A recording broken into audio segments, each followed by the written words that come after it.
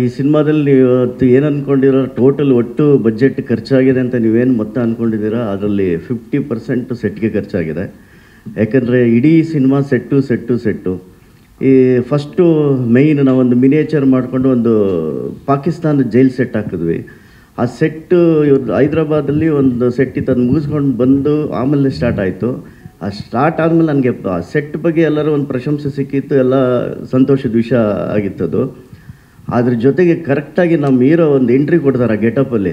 ಅವ್ರು ಬಂದಮೇಲಂತೂ ಸೆಟ್ ಇನ್ನೂ ದುಪ್ಪಟ್ಟಾಗಿ ತುಂಬ ಚೆನ್ನಾಗಿ ಕಾಣಿಸ್ಬಿಡ್ತು. ನಾನು ಹಾಕಿದ್ದಕ್ಕೂ ಅದಕ್ಕೆ ಹೆಂಗೆ ಅನಿಸೋದು ಕರೆಕ್ಟಾಗಿ ಹಾಕಿದ್ದೀನಿ ಸೆಟ್ಟು ಅಂತ ಅವಾಗ ನನಗೆ ಖುಷಿ ಆಯಿತು. ಈ ಥರ ಸೆಟ್ಗಳು ತುಂಬಾ ಇದೆ, ಸಾಕಷ್ಟಿದೆ.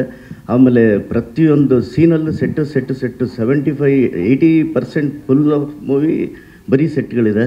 ನೋಡಿ ಥಿಯೇಟ್ರ್ನಲ್ಲಿ ನೋಡಿ ಆನಂದಿಸಿ. Thank you very much.